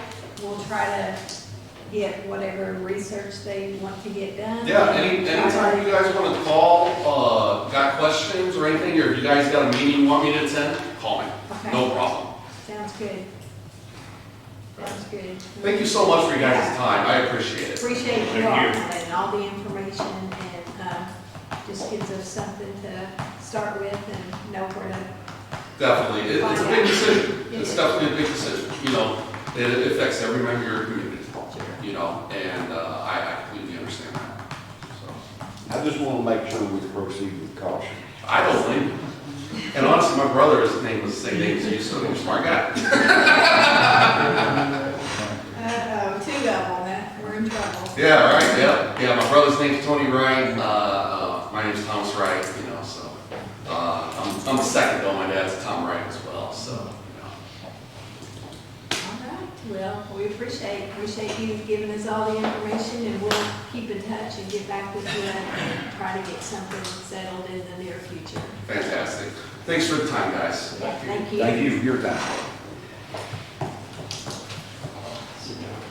Okay, we do have one more on our agenda. We've got an authorization for a resolution for grant money. Now, what this is about is, I think I've told y'all in the past, there's grant monies that's out there and you have to present projects as to what your most important thing is. Well, we have one already in for new meters, but there's another pool of money that's going to be available. So we talked and come up with the most important thing that we feel like that is going to be needed pretty soon is the switch over from chlorine to bleach. And I'll let Chris tell you a little bit about the reason for that. And we feel like it's the main priority right now because of safety issues of what's getting ready to happen in the near future and why it's a pretty expensive avenue to go down, and we feel like if we can apply for a grant, that this is just a resolution to give us the permission to apply for that grant. And Chris, will you tell them a little bit? Really what it boils down to is, most water plants, I think, from what I've been told, are switching from chlorine to bleach. Chlorine gas is very dangerous. I don't know if most of you might know what chlorine gas really is. If you inhale it too much, it will discard your lungs, burn you up, and possibly put you in the hospital. And it could kill you, just to be honest with you. Bleach is just like, it's 12.5% bleach. It's stronger than household bleach, but bleach is a much safer product. And as of now, Jones Chemical is our distributor for chlorine gas, and about every 6 months, we get an increase. So it's going to be a matter of time when bleach and the chlorine gas are going to meet on as far as cost-wise. So really what we're looking at now is just a safety issue of switching that over to going to bleach. So, the main thing is the cost is probably gonna be about the same down the road. Down the road. Bleach is a lot safer. Yeah, absolutely. than Right now, I'm looking at more safety. I will be honest, the bleach is gonna cost you a little more right now, but safety issues, you possibly won't kill somebody with chlorine gas. And if we do have a fallout of chlorine gas, I don't think there's no one right now in the county that really can take care of that fallout. You would have to call hazmat. I think hazmat is based out of Somerset or maybe further. So by the time that falls out, if the wind's correct, it could reach the school. So that's a big thing. I mean, we've got the maps down there that show the fallout, and it is wide range. If we have a dramatic, case of a bad leak. So that's one of my main issues. I just want to keep the operators safe. And I know Heather's probably heard a lot about chlorine gas, and a lot of them switching over to bleach also.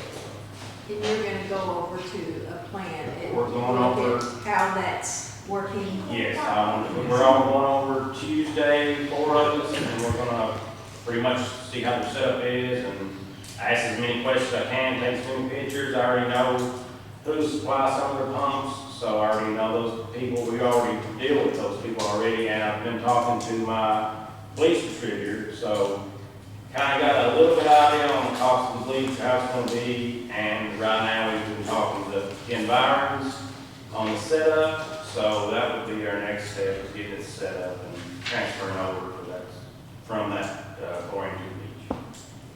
And like I said, this is the resolution just to be able to apply for that money, because if it's something that we end up doing, if there's grant money out there, we don't want to miss the opportunity to be able to get that grant money, because they're gonna look at many different profiles, and we feel like it's a safety thing that would hopefully, have a good chance in being able to get a grant through for that. So we feel like that's really the best project at this point for us to try to get the money for.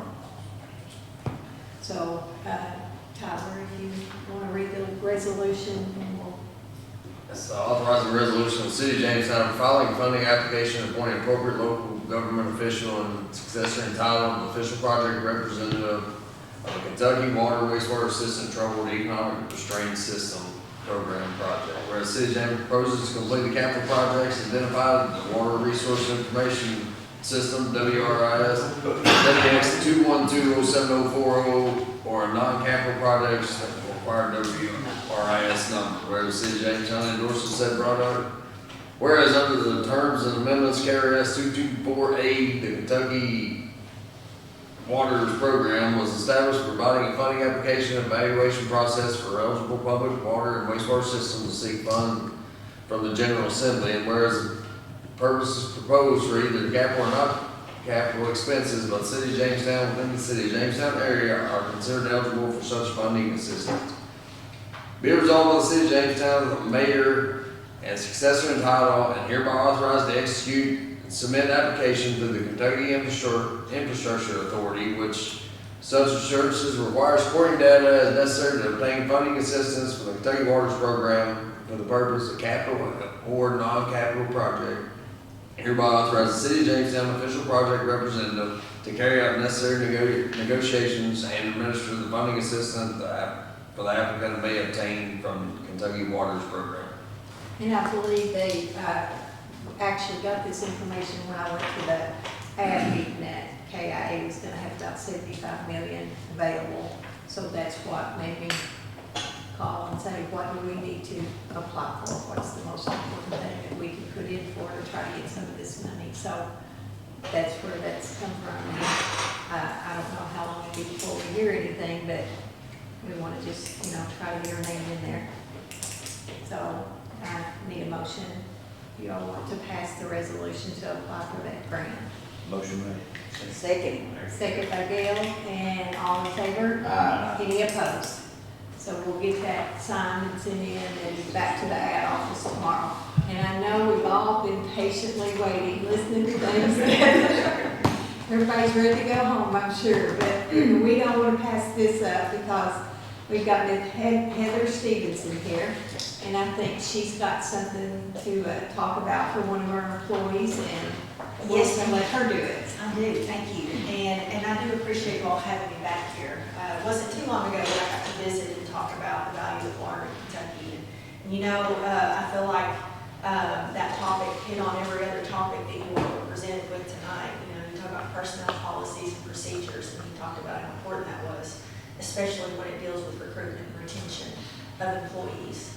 I don't have to tell you how important it is if you're trying to grow your community, what it is to have water. That's what this whole, last however long it was about. And I appreciate your community's investment in water infrastructure because you see the big picture and you see that if you have economic development, if you want it, you have to have the infrastructure. But that infrastructure, physical infrastructure is important. And I'm happy to say that Kentucky Rural Water was a big advocate of the Kentucky Waters Program to get that funding from KIA. And I'm so just tickled to hear local communities that are taking advantage of that. But I also just applaud your all's investment in your employees because the physical infrastructure can't be run on its own. It has to have the human infrastructure to operate it. And when we're talking about people that handle hazardous chemicals like chlorine, and they're treating our water supplies, and they're not just, providing it to the residential customers, they're providing it to their own family members, to their friends in their own community, so it's important to them. And so I just respect your community and the fact that you all have been willing to invest in the training of one of your newest operators. I say newest, he's not new by any means. He's been on the job for a little over 3 years now, right? Close to 3 years, yeah. Close to 3 years. And so I'm here to celebrate Brandon Kerr because Brandon is a graduate of the Kentucky Rural Water Association Registered Apprenticeship Program. He completed the requirements for a water systems operations specialist, and I have had the pleasure of working with him. It's actually, he didn't enroll in the program until August of 2022. So among all of his accomplishments, he actually completed the apprenticeship program in less than 2 years' time. It typically takes people a little over 2 years to complete 4,000 hours of on-the-job training and 288 hours of classroom instruction. That is beyond what the state requires. The state says you have to have so much on-the-job training. Because you all have such a large system and you can provide so much water, you're classified as the largest classification in the state, which is a class 4, right? That requires, if no other education is had, that requires at least 5 years of on-the-job training. Brandon has already achieved that in less than 3. okay? Part of that was because he was so dedicated and self-disciplined in the registered apprenticeship program. And I just admire that about him because we can provide those guidelines and we've provided the curriculum to the communities and the on-the-job training outlines for the local utilities to implement at their local level. Brandon took it and run with it. And like I said, he completed what can take other operators at least 5 years to be eligible for in 2.5. So he should be recognized and commended for that. But it's not just a celebration of him, but it's also the support system. Brandon had a mentor in this process that was designated. Kyle Henry was his mentor, but you know, you see your staff that's sitting here. You know, he was mentored by more than one person, and the support that he had throughout this program has also been a big part of that, and so they should be commended as well. But it is my absolute pleasure to congratulate you and to present you with your diploma from the U.S. Department of Labor for completing the Registered Apprenticeship Program. And Mayor, if you wouldn't mind to, if you'd like to come up, and I'd love to get a picture, if we could do that. Thank you.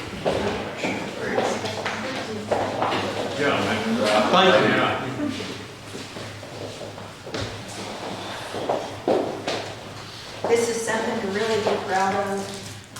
Again, this is completing the Registered Apprenticeship Program. It means that he checked the box on every national and state standard of a water systems operations specialist. And again, he went above and beyond even the Registered Apprenticeship Program requirements. So Brandon, congratulations. And I'm just so happy for you.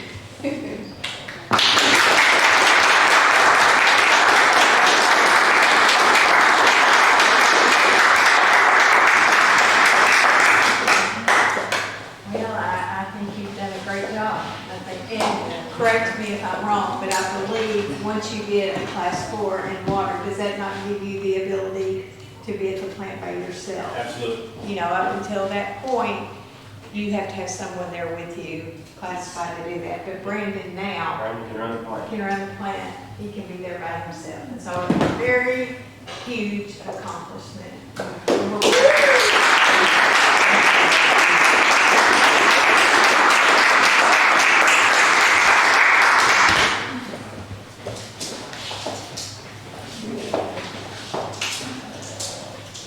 Thank you, Heather. There you guys do a great job.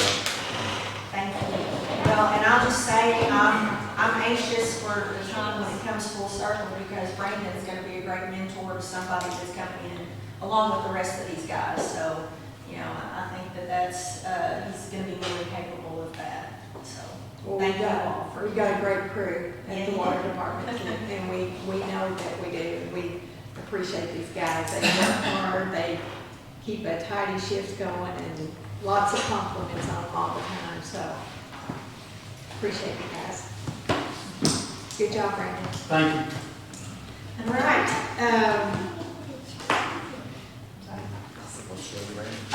Let's go, Brandon.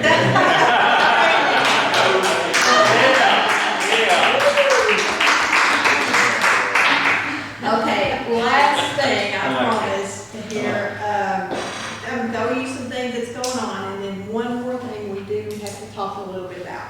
Back to school bashes Friday night. Anybody that wants to, so far it's Friday night at the fairgrounds, handing out stuff. We're doing hot dogs, chips, and water, correct, Debbie? So if it rains, I think they're gonna change that to Saturday, but right now we're planning on Friday night, so that's at the fairgrounds. What time? 5 starts at 5. Starts If at it's not 5. raining, I'll go over 3 or 4 when we start grilling. So anybody that wants to. Yeah. Oh, yeah. And then marketplace is When Saturday you drove down in the- town. Did we decide to do that or Whatever you all want to do. I don't remember. I mean, if they offer. And I'll try to be there, but. what do y'all think? Tony Kerr has graciously offered to let us, because, you know, we've been setting the marketplace up there in the parking lot and it's kind of hard to see if there's any cars parked there. So he has said that if we want to do this Saturday, he will let us set them up right in front of the building. And normally they're only there like from, I'm sorry, from 8 from 8 till 2. So I don't think you're gonna get into any issues with taking up parking places because people coming, you know, in town to eat, so it's probably gonna be later than that. So I think as far as, you know, it'd probably be a better visibility for them to see people. She said we have 10 that have signed up. They all show up. And that's a pretty good number, but if you get them out there where people at the restaurants can see them, people coming to town, it may be, so what do y'all think? You think, try to set them up there this time, if he's still okay with that? And, okay, so, but he did offer that we could do that, so that's still a go. I say, let's put them right there. Set them up in the parking in that quadrant. Just I think more it'd be a lot better. visibility. You're not gonna think that'd be more parking than what you're using, what's in the parking lot there anyway. people Right. parking.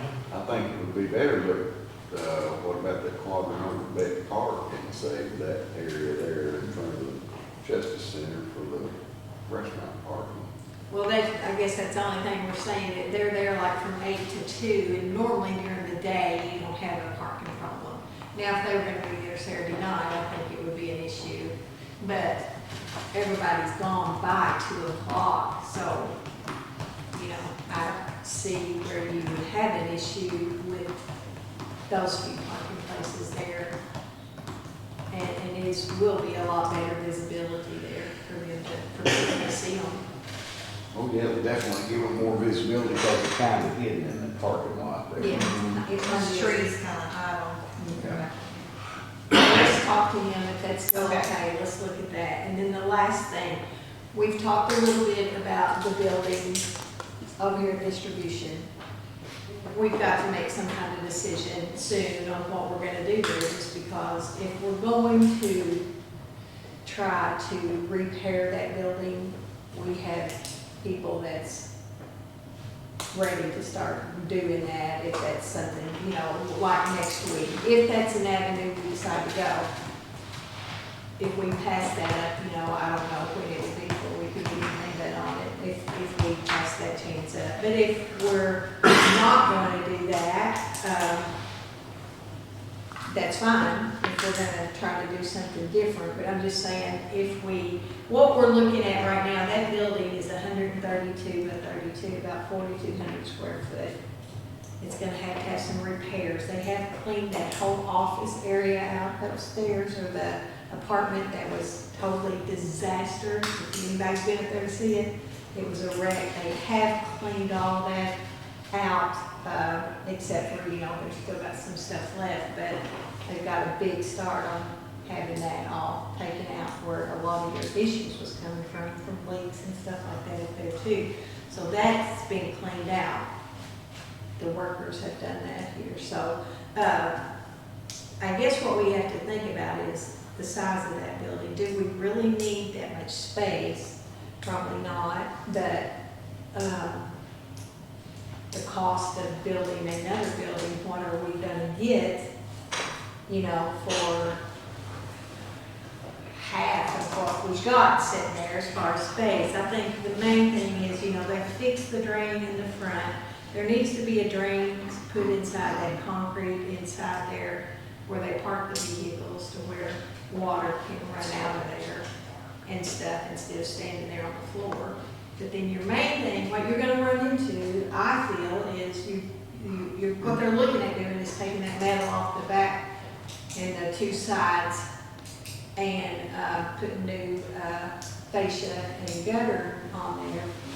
And when they do that, then they're gonna look inside and say, what about the insulation and the boards and stuff inside? There's holes in the floor inside there. It's gotta be fixed. If people's gonna be in there working, those floors have got to be fixed because it's an issue, you know, somebody getting hurt there. But we just need to think about how do we want to go here? Do we want to get somebody in here to start working on that? Do we want to see what all the issues is and try to fix a little bit at a time? Or do we want to just look at building a new building somewhere? Of course, you know, you're looking at a lot of difference in cost. You've got a big building there, but it has lots of issues. It has issues. Now, what's it gonna cost? I don't know. I mean, If it's over 30,000, it doesn't matter about next week anyway, because you're gonna have to bid it out. yeah. So it'll have to be bid out if it's over that. Well, I mean, what were they getting ready to do next week? Take the metal off and? I think the bid they had on that was 20,000 to take all the metal off both sides, the back, repair, that's repairing, putting all new metal on the back and the sides, new fascia and new gutters, I believe. But is that what you're saying, they could get started on maybe as early as next week? Yes, yes. they took that roof off. Who's gonna do that? The roof is new. Yeah. It's a guy that On he the whole was, thing, somebody that or Les has talked to that Not had all of them. pretty good reviews from different people that he knew. I don't know the guy's name. Do you know Tyler, who it is that would look at the building? I remember. What about the floor? I mean, what's gonna be done to the floor? The floor, and I went over there and looked at it, it's got holes in it. I mean, it's where it's gotten wet underneath. I mean, you can fall over in one place, there was a It's whole concrete lot, on Do the, what, about? that ain't much. piece of plywood covered Yeah, all so up and all. And all part of the skating rink floor, isn't it? The office part of it, that's the part that you fall through. Where the Yeah. office is and. So it's just that one section? You're looking at $20,000 just to take that off, and that's before you get into it and find anything else. And like Tyler's saying, if you get past 30, Gotta be bid out. yeah, I mean, there's no way there's not gonna be $10,000 worth of damage underneath there.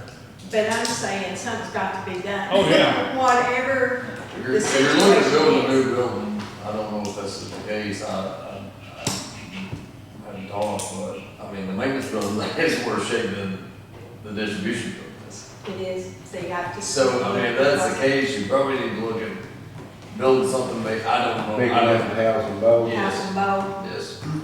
and that's just where we need to, you know, kind of make some kind of initiative to say, this is what I'll go down there to the maintenance building again. I've only been in there a couple times, you know, just for, but, you know, you may want to go look at the maintenance buildings also. house and make a bank in L.A. But Sitting there later, it'll show through. if he says that's worse than the distribution. That's what I'm thinking, how much room you got I down don't know there, if I want to Tyler? I go don't in. know, I mean, it's just a block building, you know, it's just a block building. Yeah, but I mean, how much room have you got down there? Have you got enough room to tear that down and build Oh, enough for both? not without a lot of dirt work, I would think, I mean. You've got insulation hanging at the distribution and panels off in the ceiling, and you can see outside in one of the rooms, you know, so you've got chance, water's coming in there, how much more damage? I'm just saying, you know, the longer we sit here and let this go, the bigger problem we've got, then we just gotta think about. We have gotten a slanted roof put on the sewer building that was leaking, had a flat roof and was water coming in, and so we have got that taken care of. Slanted roof put on that now, so Looks that good, should yeah. take care of that. But this is just things, you know, that they just can't be let go much longer because we're just gonna have safety issues and we're gonna have issues of something's got to be done regardless, and we just need to get on it and see what we're gonna do. Well, I was wanting to get over to the distribution building, I just haven't made it yet. I had to work all week and then be in Lexington today, and I haven't had a chance to get over there yet to see it, but, you know, I talked to Les, and he kind of talked like the building might not cost that much to repair, and then, yeah, I don't know, you get in there, and it's gonna have to have wiring done and all that. Once you start in, it's basically remodeling, and that, I don't know how the wiring is, and that's it. You know, one thing tends to lead to another when you get into stuff like that. Of course, you've got a lot of concrete in that building. We all know how high concrete is. There's a lot of concrete in there. That's, you know, and of course, they use that side over there for the vehicles and their parts and stuff like that. They've been, Talking about the building over town hill here, right? no, the building at, the old skating room, the distribution. Oh, yeah, okay, And yeah. then the maintenance is down here, down below. The towers saying this one over the hill here is in bad shape. I mean, it's just a block building, it's just a storage building, basically all it is, which they just happen to work out. I mean, there's no hot water in it, there's mold on the walls, I mean, it's just a rough block building, you know what I mean? There's heat there, but it's gas heat. It's just a, My it's, thoughts it's a over storage the building. distribution, after I looked at it, since it's got the brand new roof, I don't know why you couldn't take all sides off of it, leave it an open area for storage and you could frame off a spot that they need to work on. Step up there in the parking lot where it's level, pour you a big enough slab for whatever area that you need that's inside. And for stuff that needs to be done there, and put your small enough building there to take care of all that. That's things we need to get ideas and we need to get something, people, I mean, I can go look at it, but you all need to go look at it too, because it's not just, you know, I don't want, I can tell you what I think, but that don't mean a whole lot. You can't, yeah, it does, you know. I mean, you know, I want to do what's best, I want to do what's most feasible, what's best that needs done. But I'm just saying, something's got to be done, however, whatever avenue we decide to go, there's got to be some work done here. Either that or. We've let some things slip over the years here we've not kept up with, you know, all those. I mean, we've not kept up with how our buildings are, you know. It's what, I mean, it's what you get into when you renovate Yeah. places, you know, it's kind of like what you're talking about, you're trying to make a mash out of a chicken coop. I mean, it's got to do the exact same thing, it's what we mean. I don't know, I have, How many stories, building, comparing or building? I have looked at it, got no idea. Yeah. I mean, they don't have that big an area to use that's heated, is it? What they do need, on the concrete area, they need another door they can get vehicles in. If that's kept, you know what I'm talking about? They just got the one door, so you gotta park everything, so you're not in the way of bringing stuff in and out. And if you wanna get something out from back here, you got to move all this other stuff. But there's room for another garage door there, if we keep that. I mean, if that's all concrete underneath there, you can keep it like for that, and just build you another building that's for whatever office type. Well, part of that, there's some of that floor as you go in, and it is concrete on, I don't know how much, but some of it as you go in the office area is concrete. But all this over here. Yeah, I seen the big hole and all that. It's all concrete except for the office part. And of course, where that has been, and this is just my thought, where that apartment has all been cleaned out, and it would be a great area for storage. You know, you could widen that step that goes over that, and here's a huge room, let's see, I think it's 47 by 22, this room up there. I mean, how much, you know, you've got stuff for Christmas, stuff for the holidays, you've got files that's gonna be kept 7 years for tax purposes, files that's gonna be kept in fireproof. You've only got so much room, and I'm sure y'all got stuff stuck everywhere. It'd be a great area up there if we kept that building to create storage up there in the top of that, because once that's all cleaned out and there's nothing wrong with that top, you've got a new roof up there. So you could, you know, create a lot of storage area up there, and then if you say keep that bottom where you park the vehicles, because you've already got all that concrete, it'd be a shame to give up that concrete, but unless you built right back there in the same place and build a building, so. I just think if when you go tearing out and go to trying to repair it, like Tony said, you're gonna maybe get into electrical problems, bringing stuff up to code, plumbing up to code. And if, I know from experience when I built my building, even though it was a garage, for me, the state man was on me like that. The only other thing we have to think about is cost of building right now is so expensive. And what you're gonna use, you know, I don't know, I'm just saying Well, you I mean, almost, I- What do they you use, all like what do it. they use that other area for? Is it just a break room and an office? it's just used for their offices and, yeah, where they, like when, Eddie Graham, when we met there, you know, like the water tower stuff, and they had 2 or 3 offices in there, and they. That's where Two Chris offices. back head office, you know, like the GPS and then these maps and all that stuff down there. Then there's a restroom in there, floor, and it's bad, and, you know, it's just, that whole side over there. So I mean, how big an area would they need?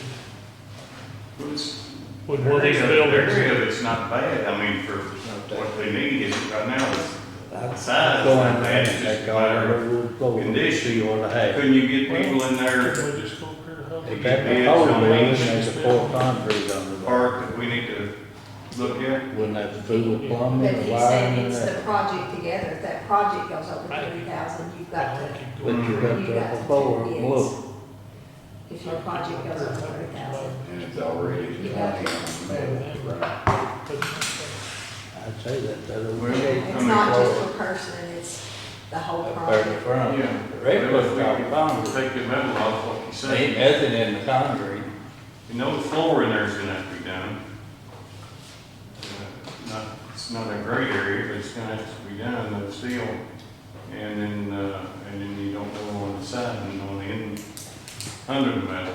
Got a new roof is, I mean, it can't be very old, it looks, what, 2 or 3 years maybe? It's a little longer than that, but.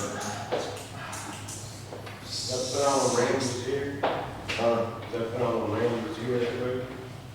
Yeah, Yeah. Before he retired, I think, right there. yeah, I would think 5, 6. 5, 6 How years. long's he been, No, it ain't. I think it's been 5 or 6 years. Has it been that long? I can't. Yeah, cause Chris Baxter was old in minutes. Yeah.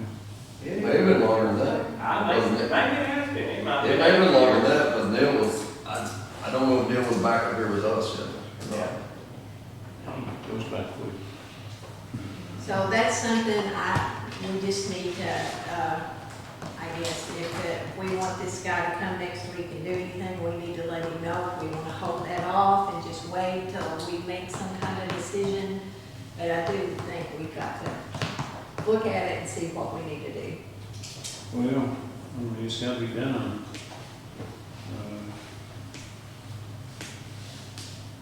We fix it or we build something, but I mean, there's I'll make it. $20,000 to buy I'll a make single it. wide mobile Go home. over there tomorrow. I'm on. $20,000 to buy a single wide mobile home. Yeah.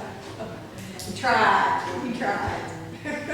You check for a single one. I didn't say that'd be brand new. Yeah.